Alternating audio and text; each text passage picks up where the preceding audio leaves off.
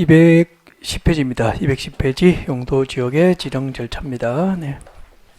자, 용도지역의 지정과 변경은 도시공관리구로 결정한다. 이게 원칙이죠. 네, 알고 있는 얘기고요. 자, 그 용도지역의 지정과 변경 특례 규정입니다. 즉, 도시공관리계획의 결정 절차 없이 일정한 용도지역이 지정된 것으로 특별한 예외가 인정되는 경우죠. 자, 기업본의 공유수면 매립지에 대한 용도지역 지정 특례를 지금 그 공유수면 매립지에 대한 용도지역 지정 특례가 몇 가지가 요건이 규정되어 있죠? 세 칸이죠. 네, 그 순서대로 그림 그리면서 설명을 드리겠습니다. 그냥 보시고 이해하시고 자료를 읽을 수 있으면 되겠죠? 네. 자, 저쪽으로 갑니다. 자, 용도지역 지정 특례입니다. 용도지역 지정. 용도지역의 지정과 변경은 도시공관리구로 결정하는 게 원칙이에요. 근데 그 지정에 대해서 특례가 인정됩니다. 그래서 도시공관리계획의 위반과 결정 절차 없이 일정한 용도지역이 지정된 것으로 보는 경우죠. 자, 먼저 공유수의 매립지에 대한 용도지역 지정 특례입니다. 자, 하나씩 소개할게요. 자, 제일 먼저 여러분, 여기는 인천이에요. 인천. 용도지역은 도시지역입니다. 인천이고 용도지역은 도시지역이에요. 밑에는 공유수면 바다입니다. 인천 앞바다. 그림 그릴 필요 없습니다. 앞에 설명을 듣고 이해하고 교재 보면 되죠.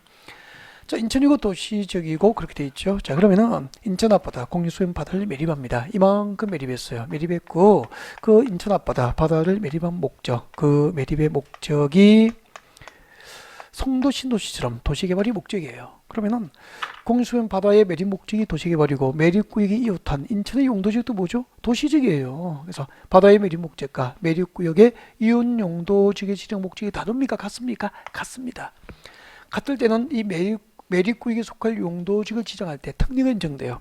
매립지의 준공인가일부터 이 매립구역에 속할 용도지역은 이웃 용도지역 뭐죠? 도시지역이죠. 매립구역이 이웃하고 있는 도시지역으로 결정 고시된 것으로 본다 맞습니까? 지정된 것으로 봅니까? 지정된 것으로 본다 그렇게 되죠. 이웃 용도지로 결정 고시된 것으로 본다면 틀려요. 이웃 용도지역인 도시지역으로 지정된 것으로 본다는 거죠. 그러면은 도시지역으로 지정된 것으로 본다라고 했으니까 대외적 고시는 특례법에 포함이 안 돼 있어. 그래서 이 경우 인천광역시장은 지체 없이 그 사실을 고시해야 한다 이렇게 됩니다. 이웃 용도지로 결정 고시된 것으로 봅니까? 이웃 용도지로 지정된 것으로 봅니까? 지정된 것으로 본다. 관계되는 시장으로서는 지체 없이 그 사실을 별도로 고시해야 돼요. 내용은 이해하고 답은 못 찾고 그러면 안 되겠죠? 네, 다음 두 번째. 두 번째는 이렇게 됩니다. 여러분, 여기 보전가치가 있는 산지가 있습니다. 보전가치가 있는 산지가 있고 전답, 가순 등 농지가 집단화되어 있습니다. 용도지역은 농림지역이에요. 농림지역으로 되어 있습니다. 그리고 밑에는 공유수면 바다죠. 네, 농림지역 앞바다입니다. 자, 그리고 이번에는 자, 농림지역 앞바다를 매립했습니다. 매립을 했고요. 자, 그 매립의 목적이 역시 도시개발. 목적은 도시개발이 목적이에요. 농림지역이니까 쌀을 생산하겠죠? 그 농림지역에서 생산된 쌀을 대도시로 운송하기 위한 항만도시 건설이 목적이죠. 그러면은 이번엔 바다의 매립 목적은 도시개발이고 매립구역이 이웃하고 있는 용도지역은 뭐죠?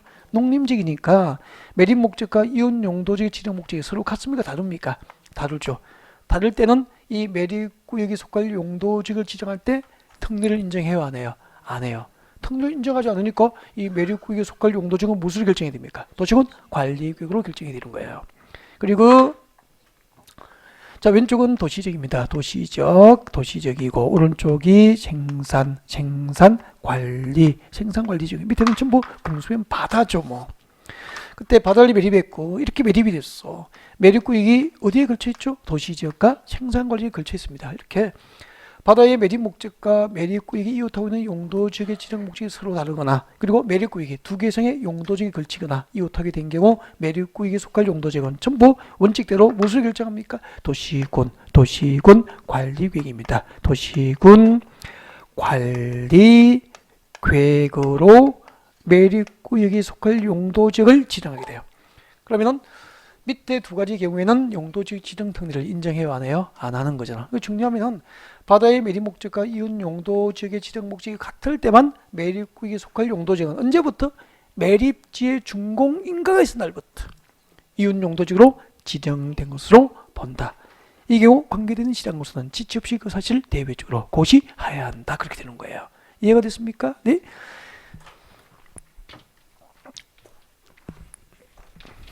제일 위에 읽어드립니다. 기억본에 제일 위에 칸만 읽어드릴게요. 공유수면 바다의 매립 목적과 그 매립구역의 이웃하고 있는 용도 지역의 목적이 같은 경우 핵심이잖아. 같은 경우 동그라미. 같을 때는 특례가 인정되죠. 그래서 그 매립의 준공인가일부터 줄거도죠. 준공인가일도 기억해야 돼요. 그 매립의 준공인가일부터 매립구역에 속할 용도지역은 이와 이웃하고 있는 용도지역으로, 그 다음에 줄거죠. 이웃하고 있는 용도지역으로 결정 고시용서 본다면 틀려요. 이웃 용도지역으로 지정된 것으로 본다는 거죠. 그럼 이웃 용도로 지정된 것으로 본다라고 했으니까 고시는 특례 범위에 포함이 되지 않죠. 그래서 이 경우에는 별도로 고시 절차, 별도로 고시의 절차를 필요로 하게 돼요. 그리고 니은번대로입니다. 도시적으로 결정 고시가 의제되는 대상 박산에 몇 개 들어있죠? A부터 E까지 5개. 이 5개를 전부 설명합니다. 이해하고 그 5개를 익숙하게 만들면 시험 치는 거잖아요. 그래서 자, 5개 설명을 듣도록 할까요? 앞에 보시죠. 자, 이번에는 용도지역 지정 특례 두 번째 이야기죠. 자, 이번에는 국토기급상 도시지역으로 용도지역을 지정하기 위한 도시군 관리계획 결정 고시가 있은 것으로 본다. 의제되는 경우죠. 이번에는 봐요. 용도지역 지정 특례. 지정 특례 이번에는 도시적으로 지정된 것으로 봅니까? 도시적 지정을 위한 도시군 관리계획 결정이 대외적으로 고시된 것으로까지 특례가 인정되는 거예요. 이번에는 도시적이 결정 고시로 본다. 자, 국토기급상 도시적으로 결정 고시된 것으로 의제되는 대상이 박산에 몇 개 들어있죠? A부터 E까지 5개죠. 하나하나를 설명드리면 되죠. 거기 드시고요. A번 A하고 B는 똑같습니다. 원리가. 그래서 그림 그리고 하지 마세요. 이거. 네, 그냥 설명드리는 거죠. 이해를 도와주려고. 그러니까 이해하면 되는 거죠. 쓸데없이 그림 그리고 하면서 시간을 낭비하지 말고 핵심을 놓치지 마라. 그런 이야기입니다. 네. 자, 보시죠. 가만히 들어야 되는 거예요. 인천이고 용도지기 도시적이에요. 인천이고 용도지기는 도시적입니다. 그러면 인천 앞바다는 인천이라고 하는 도시적에 연접된 공유수면이에요. 이렇게 인천과 같이 도시적에 연접된 공유수면에다가 항만도시를 건설할 목적으로 항만법상 무엇을 지정하면은 항만구역을 지정고시해버리거나 의항도시를 만들기 위해서 어촌의항법상 의항구역으로 지정고시된 공유수면은 무슨 용도지역이 되죠? 도시적으로 결정고시용수를 보는 거야. 그러면은 본래 이 바다에다가 항만도시나 의항도시를 건설하려면은 이 바다에다가 도시를 건설하기 위해서는 바다 위에 용도지역을 도시지로 지정해야 돼요. 그 원칙대로 하려면 도시군관리구를 입안해서 도시지로 결정고시를 해야 되잖아요. 그런 복잡한 행정 절차 없이 바로 항만도시나 의항도시가 개발될 수 있도록 앞으로 도시적에 연접된 공유수면에 항만도시나 의항도시를 건설할 목적으로 항만구역과 의항구역으로 지정고시된 공유수면은 전부 무슨 용도지역입니까? 도시적으로 결정고시로 특례 인정해버린 거죠. 뭐.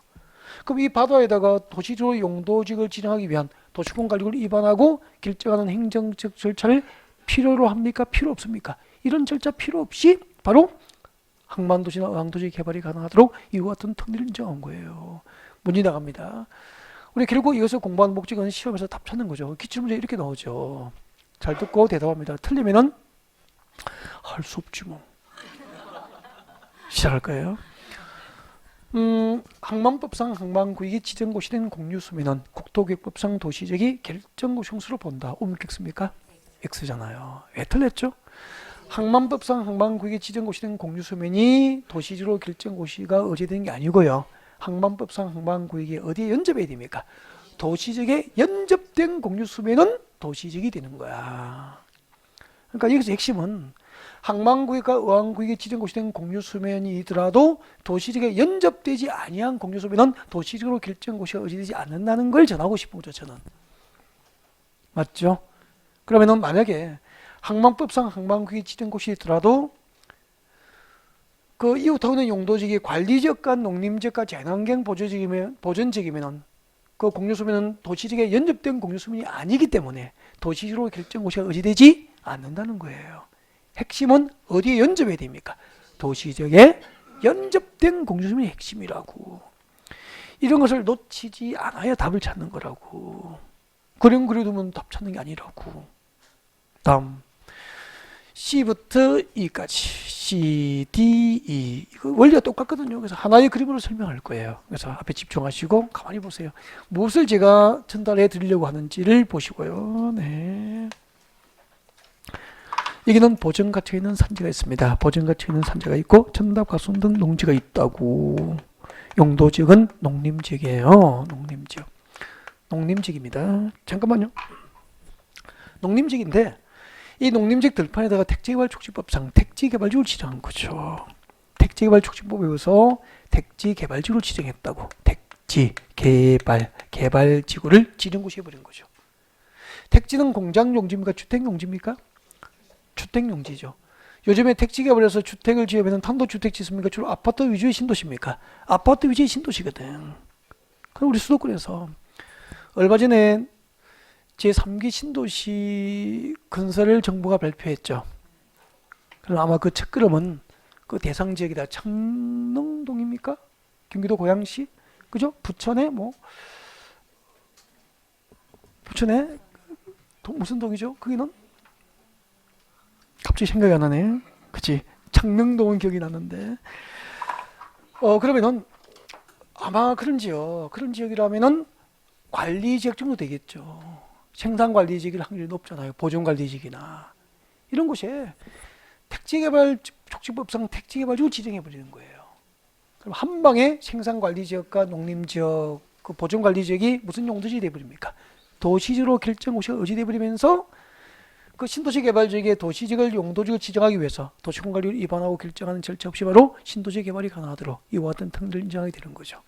그래서 앞으로 택지개발촉진법상 택지개발지구를 지정해서 대규모 아파트 위주의 신도시 개발 건설을 목적으로 하면은 무슨 용도지역입니까? 도시지로 결정구시 의지돼 버려요. 그리고 산업 입지 및 개발에 관한 법률에 의해서 여기다가 농림지역인데 이만큼 국가산업단지, 일반산업단지, 도시첨단산업단지를 지정구시 해버리면은 앞으로 이 지역은 농사 짓겠다는 겁니까? 공업도시 개발에 척결을 뗀 겁니까? 공업도시 개발에 척결을 뗀 곳이잖아. 이것도 지정된 용도지역 농림지역이었죠? 자동으로 무슨 용도지역입니까? 도시지로 결정구시 성소 의지돼버린 거야. 그럼 중요한 이렇게 되잖아. 앞으로 택지개발촉진법상 택지개발지구가 지정곳이 됐거나 국가산업단지 등이 지정곳이 된 지역은 전부 국토개발법상 도시지역으로 결정구시로 본다 이 말이에요. 그럼 농림지역을 도시조 용도지역을 변경하기 위해서 도시군관리를 위반하고 결정하는 복잡한 행정적 절차를 거치지 않고 국가산업단지나 대규모 택지를 조성해서 아파트 중심의 신도시가 개발될 수 있도록 이와 같은 특례를 인정한 거라는 거지. 이해가 되죠? 네. 그 다음에 봐요. 여기다가 농림지역인데 이만큼을 원자력발전소나 화력발전소 건설해서 전기자원을 개발하려고 전원이잖아. 전원개발이 뭐죠? 전기자원을 개발할 목적으로 지정된 사업구역을 전원개발 사업구역으로 한다고. 이렇게 원자력발전소나 화력발전소를 건설해서 전기자원을 개발할 목적으로 전원개발 사업구역과 예정구역으로 지정것이 된 지역은 지정전 용도지역이 뭐죠? 농림지역이었잖아. 전원개발촉진법상 전원개발 사업구역을 지정고시 해버리면 무슨 용도지역입니까? 도시지역으로 결정고시로 의지되기 때문에 농림지역을 도시지역으로 변경하기 위한 절차를 별도로 밟지 않더라도 여기 농림지역 다 들판 밀어서 도로 만들고 상하수를 설치하고 원자력 발전소 짓고 발전소에 근무할 수 있는 직원들이 살 수 있는 아파트 짓고 상가 짓고 학교 지을 수 있는 거예요. 다 했잖아.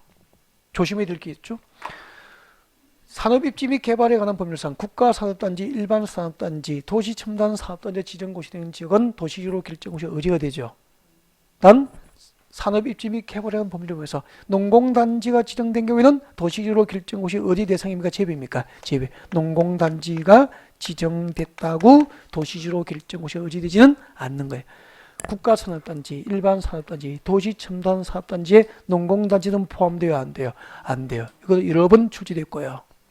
그 다음에 원자력발전소나 화력발전소 건설을 목적으로 지정된 전원개발 사업구역의 예정구역은 도시지로 결정구시 의지되지만 뒤에 보십시오. 적어뒀죠. 수력발전소, 송변전 설비를 설치할 목적으로 지정된 재능개발 사업구역과 예정구역은 도시적으로 결정구역이 어디 대상입니까? 제외입니까? 제외. 원자력, 화력발전소 건설 목적으로 지정된 재능개발 사업구역과 예정구역만 도시적으로 결정구역이 어제가 되는 거예요. 그럼 더 외웠잖아. 여기서 이제 한 걸음 더 나갈게요. 잠깐만, 기출문제가 여기까지 나왔으니까 잠깐. 자, 또 다시 집중하십시오. 처음에 용도직이 뭐죠? 농림직이었다고. 여기에 택지개발 촉진법상 택지개발지구 지정구역이 된 거예요. 택지개발 촉진법상 택지개발지구가 지정되면서 농림직은 무엇으로 바뀌어버립니까? 도시로 결정구역이 어디 됐잖아. 근데 진짜 농림지역을 택지개발지구 지정하니까 도시로 변경됐죠. 그때 다 밀었어. 다 밀어서 택지 조성했죠. 택지 조성하고 이제 도로 만들고 상하수지를 설치하고 기반시설 확보해서 아파트 지었다고. 그럼 택지 개발 사업이 완료가 됐잖아요. 그리고 신도시 개발이 끝나버렸죠. 그 이후에 택지 개발 지구 지정이 해제가 된 거예요. 이 해제된 택지 개발 지구 지정이 해제된 이 지역은 지정된 용도 지역, 농림지구로 환원될 수 있을까요? 없을까요? 없죠.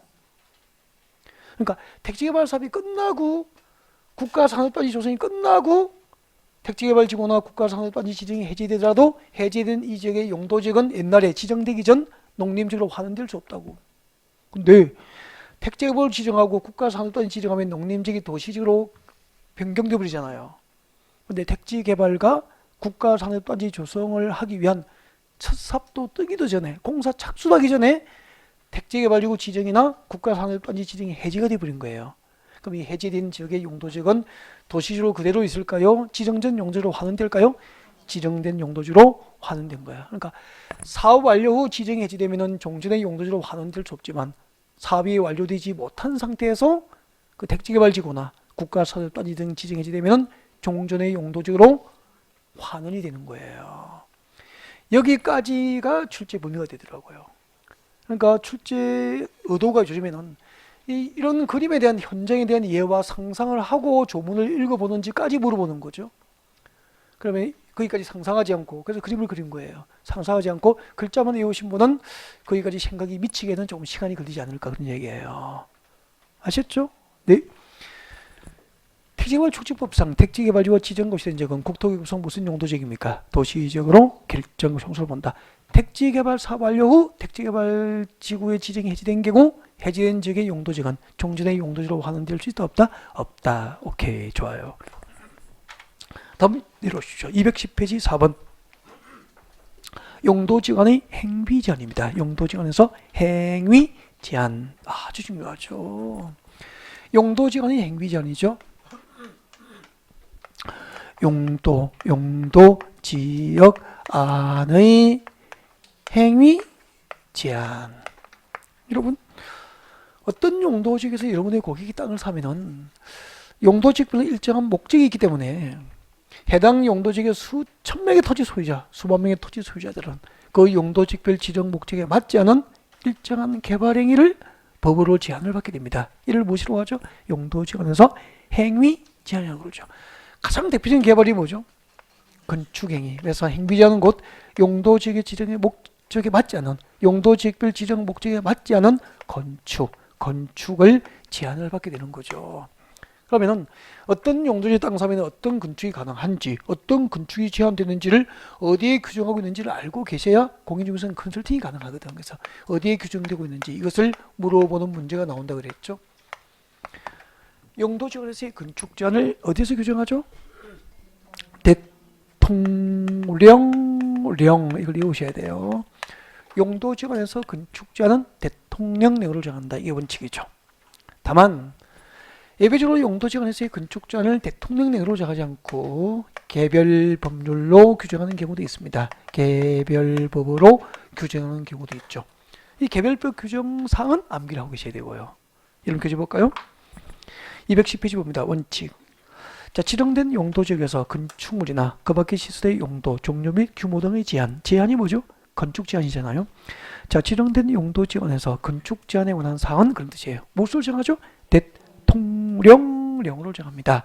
이때 대통령령은 곧 이꼴 뭐죠? 이 법 시행령, 국토계획법 시행령 령을 의미하죠. 그래서 용도지역별 행비 제한은 대통령령으로 정한다 해도 좋고 국토계획법, 이법 시행령, 이법 시행령으로 정한다라고 해도 좋고 이게 원칙인데 다만 줄 것이십시오. 끝까지 줄 것죠.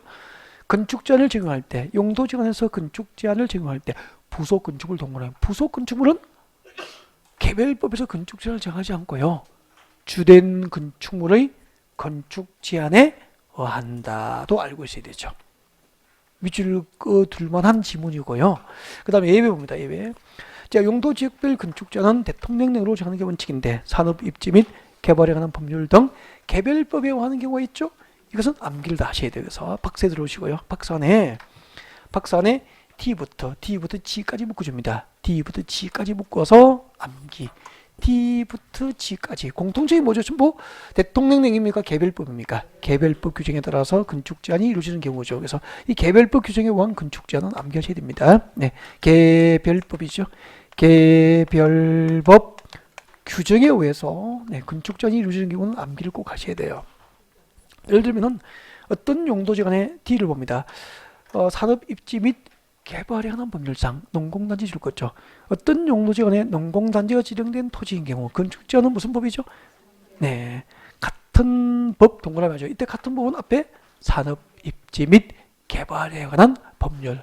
저희들끼리 약칭해서 무엇이라고 그러죠? 상계법이라고 그러죠. 그래서 용도지 간에 농공단지가 지정된 토지 안에서 땅 사면은 그 농공단지 안에서 어떤 건축물의 건축이 가능하고 불가능한지 건축 제한에 관한 사항은 상계법, 산업 입지 및 개발에 관한 법률이라고 하는 개별법에 의해서 건축제를 받게 돼요. 그래서 농공단지에서 건축제는 농지법 규정에 의한다면 틀리죠? 상계법이 원화야 되죠. 농지법이 아니죠. 농공단지는 상계법 그렇게 오셔야 되죠. 그리고 2번에 봅니다.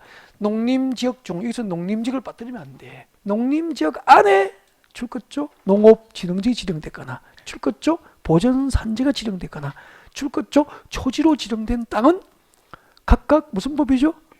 네, 농지법, 산지관리법, 초지법과 같은 개별법에 의해서 건축제를 받게 되죠. 물으면 대답하십시오. 농림지역 중 농업진흥지로 지정된 토지인 경우 건축제는 농지법, 농림지역 중 보전산지는 산지관리법, 농림지역 중 초지는 초지법과 같은 각각의 개별법에 의해서 건축제가 이루어지게 되는 거예요. 자연환경 보전지역 중 밑줄 그십시오. 공원구역으로 지정되어 있거나 자연환경 보전지역 안에 공원구역으로 지정된 토지이거나 자연환경 보전지역 중 출것조 두 번째 줄 상수원보호구역이 지정되어 있거나 자연환경 보전지역 중 출것입니다. 지정문화재 또는 천연기념물과 그 보호구역까지 줄 거죠.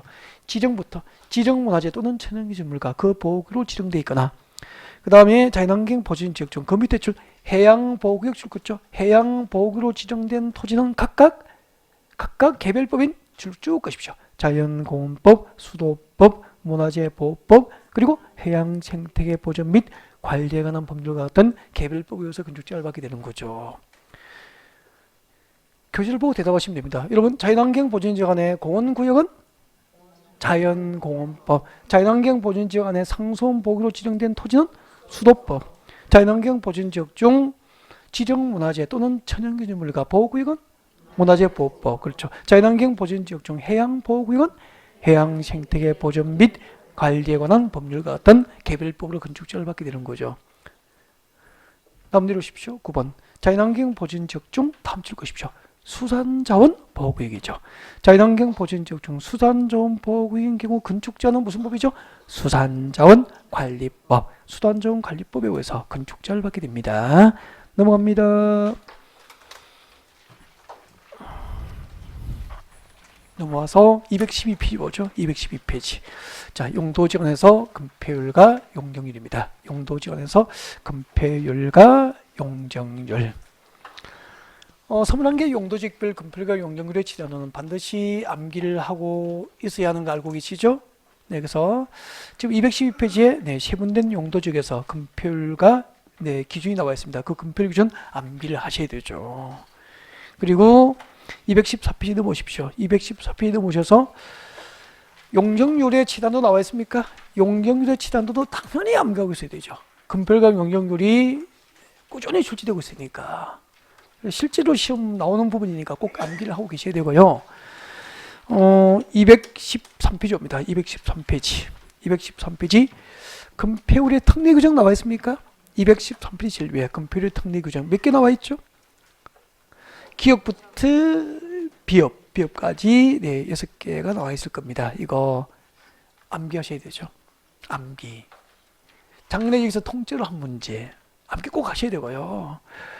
그 다음에 책장 넘겨요. 215페이지 봅니다. 215페이지 보면은 제일 위에 동그라미 3번 용도지원에서 용적률의 특례 규정이 몇 개 나와 있죠? 4개. 4개. 동그라미 3번. 이것도 꼭 암기하셔야 되죠. 그래서 지금부터 그 두 가지 금표율과 용적률의 특례 규정을 암기하는 방법을 가르쳐 드릴게요. 작년에도 그대로 가르쳐 드렸거든요. 그래서 작년에 이걸 믿고 외우신 분은 당연히 한 문제 찾은 거고, 뭐 우리 금표율 용적률 틀리면 안 되잖아.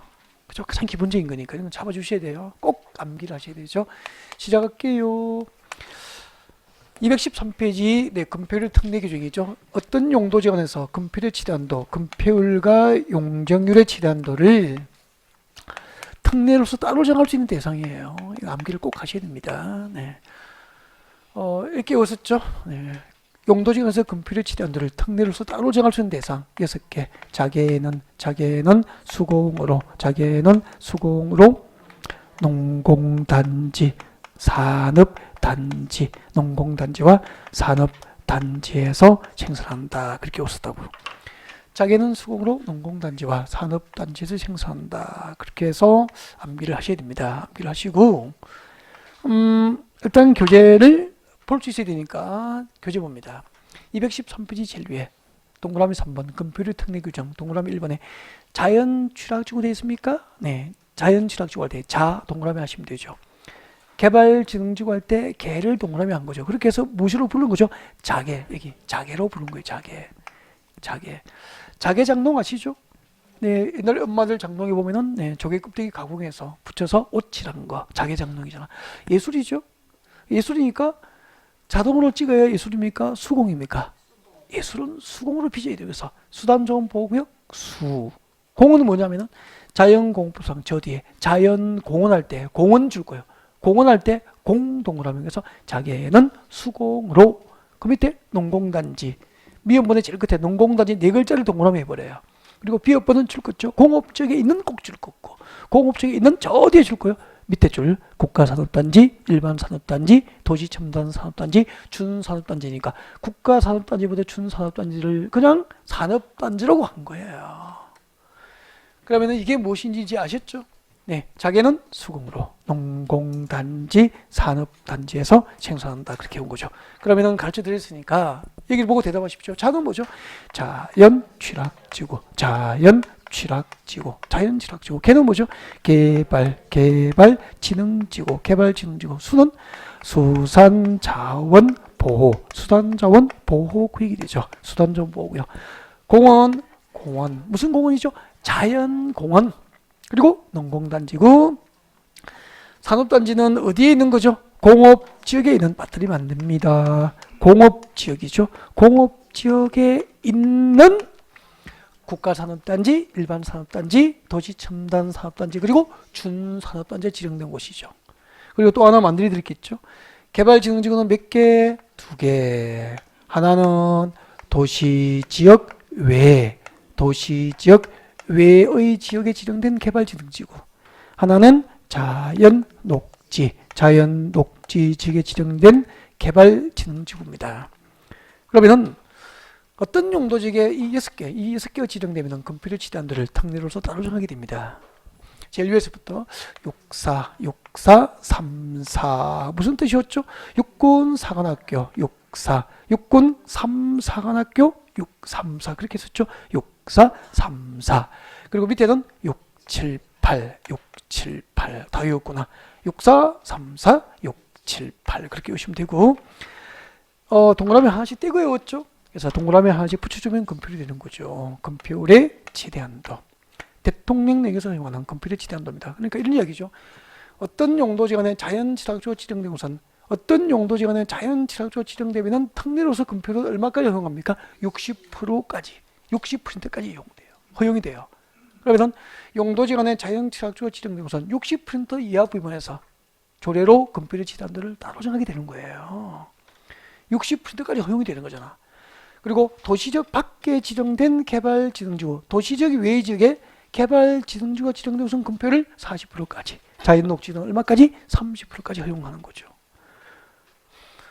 용도지 간의 수산자원 보호구역 지정된 우선 금표를 얼마죠? 40. 공원은 얼마죠? 60. 어떤 용도지역에 농공단지가 지정된 금표를 얼마죠? 70. 그러면은 다음 주에 이걸 배워요. 다음 주에 용도지구표를 배우게 되죠. 그러면은 그때 우리가 자연취락주를 배우잖아. 자연취락주의 지정 목적이 뭐죠? 참고로 녹관농자, 녹관농자 그렇게 되잖아요. 녹지적, 관리적, 농림적, 자연환경 보전 지역의 취락을 정비하는 게 목적이에요. 그러면 녹지적, 관리적, 농림적, 자연환경 보전지역은 계획관리적 빼고 전부 금표율이 얼마죠? 20%라고.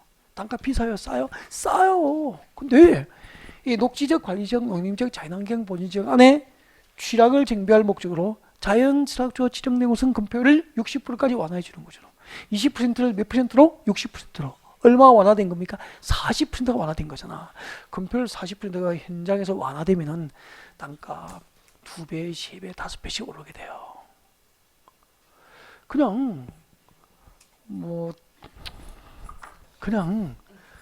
공인중개사 돈 버는 거 별거 아니에요. 그럼 자연취락주 지정되면은 땅값이 2배, 3배, 4배, 5배 오르면은 자연취락주 지정은 고급 정보 맞죠? 그 정보 하나면은 한 1년, 2년 먹고 사는 게 공인중개사 아니에요.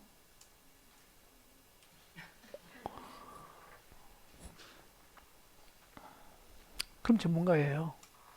그럼 자연취락주 지정에 관한 정보는 어떻게 얻죠? 오늘 다 배워드렸잖아. 자연취락주는 용도지구 맞죠? 그럼 자연취락주 지정을 할 때는 도시공관리구로 용도지구니까 도시공관리구를 정책을 입안해서 자연취락주 지정을 결정할 거 아니에요. 입안할 때 기초조사 한다고 배웠죠? 두 번째 주민의 의견을 듣는다고 배웠죠? 지방의회의 의견을 듣는다고 배웠잖아. 그럼 주민 의견 청취는 공청입니까? 공고열람합니까? 자연취락주 지정에 관한 사항을 해당 지도 발간되는 2개성의 신문과 시청군청 인터넷 홈페이지에 공고하죠. 그리고 관련 서류 며칠 이상 14일 이상 공개 열람시켜서 자연취락주 지정에 대한 주민의 의견을 듣고 정책 입안이 이루어지잖아요. 그럼 이 고급 정보가 비밀입니까? 공개됩니까? 공개되잖아요.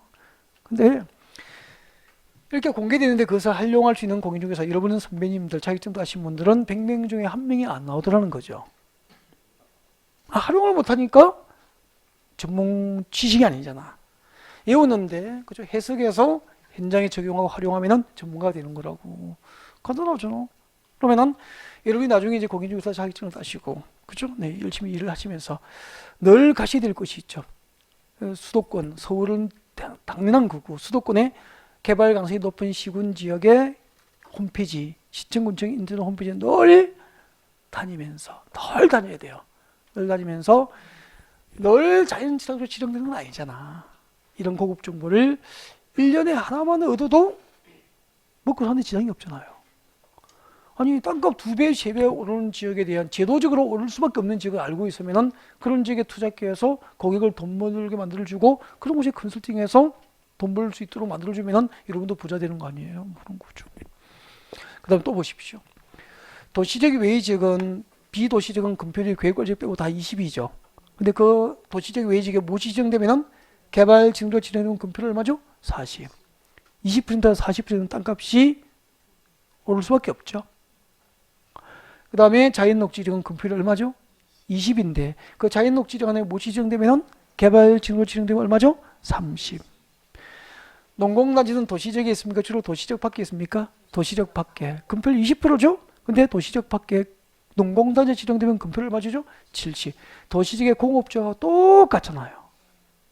그죠? 근데 도시적보다 땅값은 비쌉니까? 쌉니까? 싸겠지. 그래서 도시적에 있던 공장이 이쪽으로 농공단지로 이전해 가는 거예요. 그 다음에 공업지역은 금표율이 얼마죠? 70. 근데 그 공업지역 안에 국가산업단지, 일반산업단지, 도시첨단산업단지 지정되면 금표율 얼마 주죠? 80. 삼성도 움직이겠죠? 삼성이 평택에 반도체 공장 지었죠. 그러니까 평택에 그 삼성이 들어간 곳은 그냥 일반적인 공업지입니까? 도시 첨단 사업자에 지정해 준 겁니까?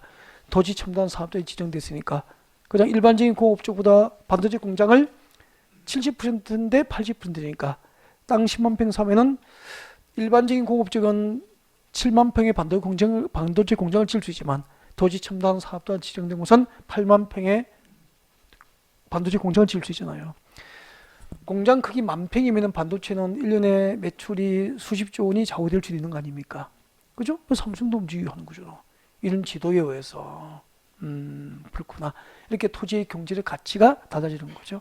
앞으로 용도 지역에서 컴퓨터 치단들을 특례로 따로 정할 수 있는 대상 6개입니다.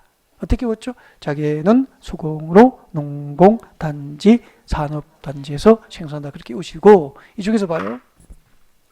그 밑에 잠깐 한번 봅니다. 개념 플러스. 단 성장 관리만이 수립된 용도 지역에서도 금표는 특례를 선정하죠? 꼭 외워야 돼요, 이걸. 성장 관리만이 수립된 계획관리지역은 금표를 본래 계획관리지역은 금표율이 40%죠? 근데 성장 관리만이 수립되면 얼마까지? 50%까지 10%가 완화돼요. 그리고 자연농지력과 생산관리지역은 본래 금표율이 20%인데 성장 관리만이 수립되면은 30%까지 10%가 완화되잖아요. 이것도 꼭 암기하시고 그 다음에 책장 넘기면은 215페이지 제일 위에 보십시오. 215페이지 맨 위에 용적률 특례 규정 나와 있죠. 네. 몇 개가 있죠? 4개. 첫 번째 도시적 외의지역에 진행된 개발진흥지구. 잠깐만요. 그 4개가 여기에 들어가 있다고. 그래서 암기하는 방법 가르쳐 드릴게요. 자, 금표율 용도지역에서 금표율 치단들을 따로 정할 수 있는 대상 몇 개? 6개 중에서 제일 처음 자연지락주를 빼버려. 그리고 제일 마지막을 빼버려요. 하나 더 자연 녹지지역을 빼버리면 됩니다. 그럼 몇 개가 남죠? 4개가 남아. 4개. 1개, 2개, 3개, 4개가 남잖아. 제일 처음 빼고 제일 마지막 빼고 자연 녹지를 빼버리면 4개가 남는다고. 그 4개는 용도지역에서 용적률 치단들을 따로 정할 수 있는 대상이 돼요. 한번 보십시오. 215페이지 제일 위에 동그라미 3번 용적률 특례. 첫 번째가 도시적 외의 지역에 지정된 개발진흥지구죠. 여기 한번 보세요.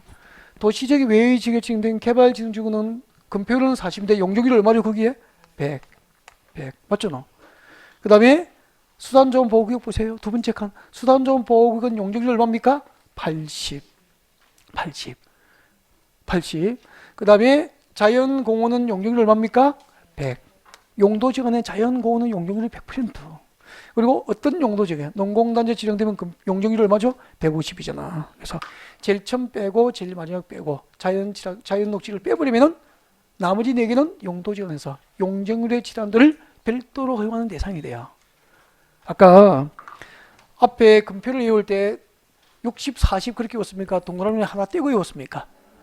그래서 어떻게 외웠죠? 64, 34, 6, 7, 8 그렇게 외웠잖아. 여기도 제일 처음 빼고 제일 마지막 빼고 자연 녹지를 빼고 동그라미 하나씩 떼고 외우면 되죠. 18, 10, 15 그렇게 하면 되죠. 18, 10, 15 그렇게 오시면 되죠. 18, 10, 15 그렇게 오시면 됩니다. 18, 10, 15 그렇게 오시면 되고 처음부터 끝까지 연습을 한번 해드리고 마무리할게요. 그러니까 이걸 연습해서 진짜 자기것으로 만들어줘야 돼요.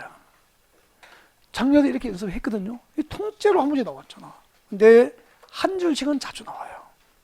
지문에 자주 들어가니까 꼭 암기를 하고 계셔야 되고요. 연습을 한번 할까요? 여러분 용도지역에서 금표율과 용적률 치단도를 별도로 정할 수 있는 대상 6개를 어떻게 외웠죠? 자기는 수공으로 어디 생산하죠? 농공단지, 산업단지에서 생산한다. 이렇게 오시고 자기는 수공으로 농공단지와 산업단지도 생산한다. 이렇게 오시고 연습합니다. 제일 위에 뭐죠?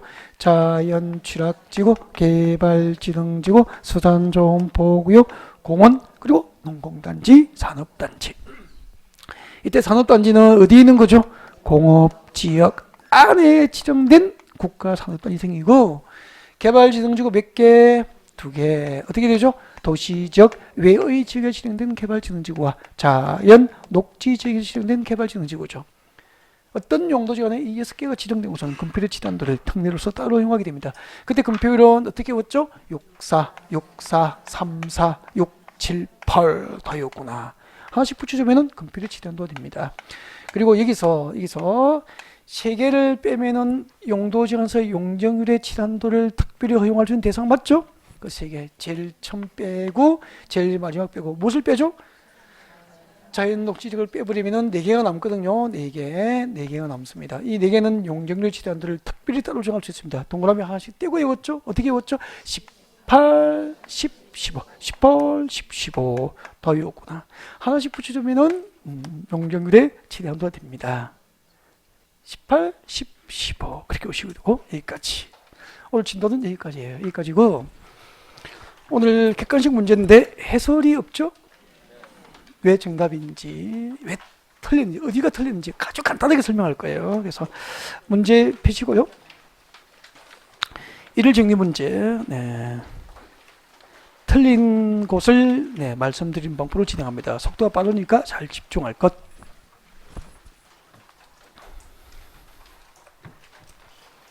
준비됐나요? 1번. 자, 국토교급선 도시군관리계획, 도시군관리구로 결정해야 할 대상이 아닌 것은 4번이죠. 주택법상 조정 대상지역, 조정 대상지역은 도시군관리구로 결정해야 될 용도지역이 아니죠. 1번이 답이고요. 4번이 정답이고요. 2번. 국토교급상 도시군 기본계획, 도시군 기본계획 관련된 설명으로 옳은 것은 5번이죠. 1번 왜 틀렸을까? 개발제한구역 지정과 변경은 도시군 기본계획이 아니고 뭐죠? 도시군 관리계획으로 결정하죠. 2번 지역 여건상 필요하다고 인정되면 인접시군 관할구역 전부나 일부를 포함한 도시군 기본계획 수립을 할 수 없다가 아니고 있다. 3번 수도권에 해당하고가 아니고 수도권에 해당하지 아니하고 광역시와 경계를 같이 하지 아니하는 인구 얼마? 10만 명 이하인 시 또는 군이죠. 4번 도시군 기본계획을 변경할 경우에는 공청회 개최를 필요하지 아니한다. 틀렸죠? 우리 도시군 기본계획 수립과 변경은 전부 공청회 개최를 통해서 주민과 전문가의 의견을 들어야 됩니다. 5번이 정답이에요. 3번 틀린 것. 국토교육법상 산업유통개발진흥지구 지정에 관한 주민제한에 관련된 설명으로 틀린 거 몇 번? 1번. 우리 기반시설 설치 정비 개량 제한은 대상지역 토지 면적 5분의 4 이상의 토지 소유자의 동의를 요하고 나머지는 3분의 2. 그래서 1번은 5분의 4가 아니고 얼마죠? 3분의 2 이상의 토지 소유자의 동의를 요하게 됩니다. 그래서 1번이 틀린 거고 4번 국토교육법상 광역도시계획에 관련된 설명으로 틀린 것은 몇 번이죠? 4번. 국토부 장관은 공동으로 조정 신청을 받은 경우 아니고 단독으로 조정 신청을 받은 경우에는 기한을 정하여 협의를 권고할 수 있잖아요. 단독으로 조정 신청했다는 것은 어느 한쪽에서 일방적으로 조정 신청한 거잖아. 그때는 당사자 간에 충분한 협의를 할 수 있도록 기한을 정하여 협의 권고할 수 있죠. 네? 공동이 아니고 단독으로. 그 부분이 틀렸다고. 5번. 도시군관리계획을 국토교통부 장관만이 결정할 수 있는 거. 오늘 3개를 외웠죠. 국토교통부 장관이 직접 위반한 도시군관리계획, 개발제한구역 지정과 변경, 국가계획과 연계된 시가와 조정구역 지정과 변경은 국장만 결정할 수 있죠. 그럼 몇 번이 답이죠? 4번. 땡큐. 5번. 공유수면 바다의 매립 목적이 농지조성이고 목적이 농지조성이면서 이웃 용도지역이 농림지역이니까 이웃 용도지역과 지정 목적이 같죠. 그럼 특례가 인정되겠죠. 매립지의 준공인가부터 이웃하고 있는 농림지역으로 결정고시된 것으로 본다가 맞습니까? 지정된 것으로 봅니까? 지정된 것으로 본다. 이 경우 그 사실을 지체 없이 관계지정고서 고시를 별도로 해야 되잖아요. 그래서 몇 번이 답이죠?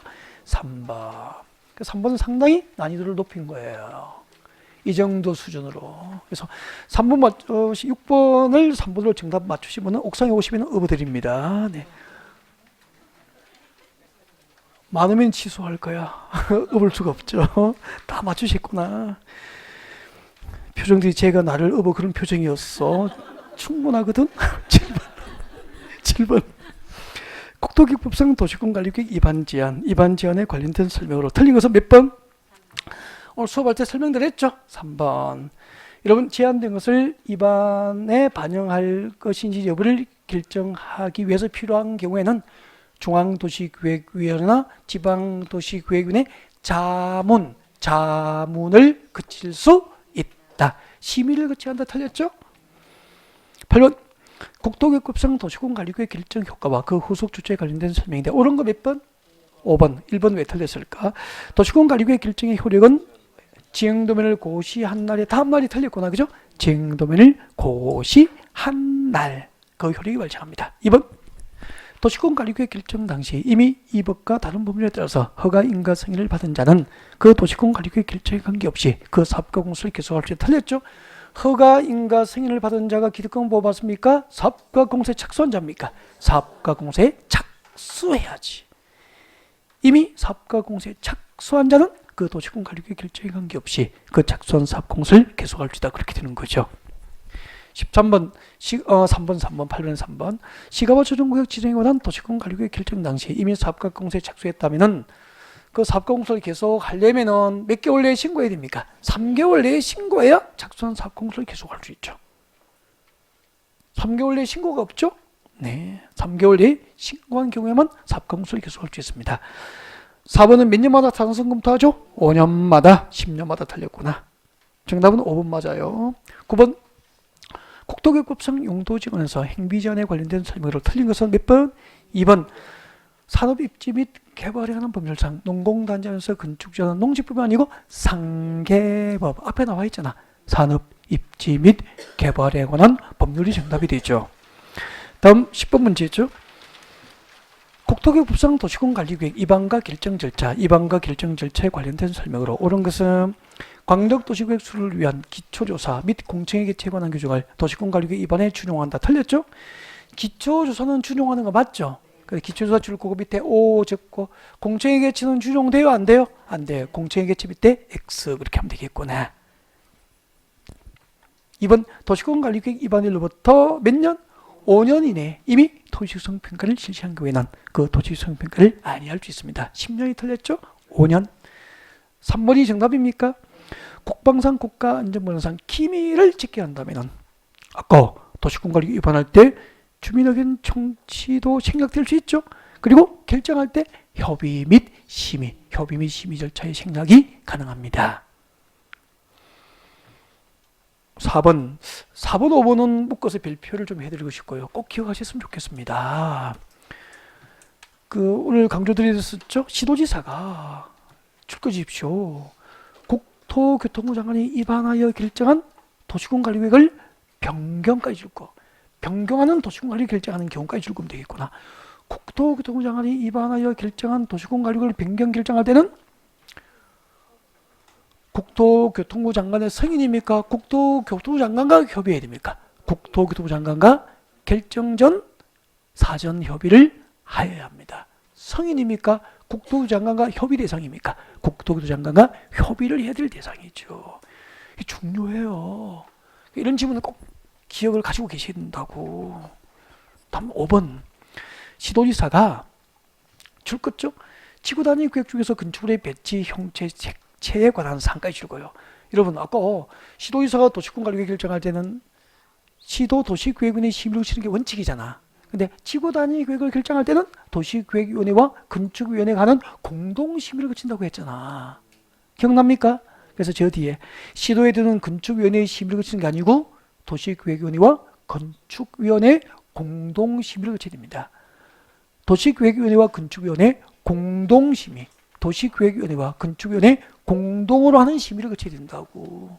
그래서 오늘 10개 문제 중에서 가장 여러분에게 좀 강조를 드리고 싶은 지문은 이 4번과 5번이에요. 10번에 4번과 5번. 자, 오늘 여기까지고 다음 주에 뵐 수 있도록 준비하겠습니다. 수고하셨습니다.